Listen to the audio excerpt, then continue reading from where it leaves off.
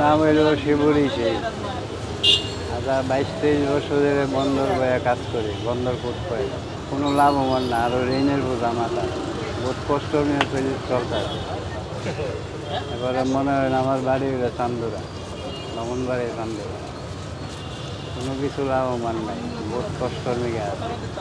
এই যে জুতার কাম করি, জুতা বেচা বেরি করি, হ্যাঁ পুরানো জুতা সেলাই করি। আচ্ছা 22-23 বছরে। এখন পরিস্থিতি খুবই খারাপ, আগে একটু ভালো আছিল, এখন খুব কষ্ট নিয়ে আছে। চলার মতন কোনো পথ নেই, একটা নিয়ে আর একটা নেওয়া যায় না। বাসার গিয়া দরবার লাগে বেরিয়ে যাবে। মনে হয় 30 টাকা রাই, 50 টাকা রাই এক জোড়া ঘুরাই সেলাই, আর রং হইল 30 টাকা 40 টাকা। টাউনের তো বেশি না, গ্রাম সাইডের বেশি।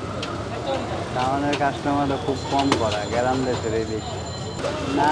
খুব কষ্টর মেঘা আছে, মানে রেনের বোঝা মাথার মেঘা। 75 টাকা রেন হয়ে গেছে, বাসা ভাড়া 2500 টাকা।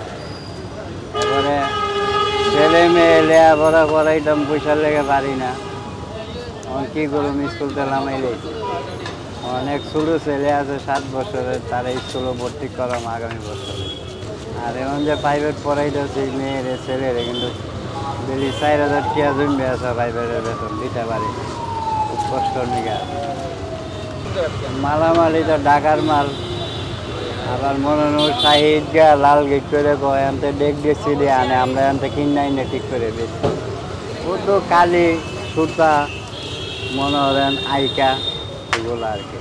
কালিগুলো দোকান আছে, দোকান থেকে কিনে আনে। এই যে সুরমা মার্কেটও আছে, ও সিটি মার্কেটও আছে, এবার লালবাজারও আছে, 3টা দোকান আছে। সিলাই তো মনোরঞ্জন 50 টাকা জোড়া, কালি 40 টাকা 30 টাকা। পরিস্থিতি মানে খুব রেনের মেঘা আছে, খুব একটা চাপের মেঘা আছে। প্রতিদিন ডাইল ভাত খাইলেও 400-500 টাকা লাগে, কিন্তু খরচ আর ইনকামে গিয়ে কোলা না, ঋণ করা লাগে।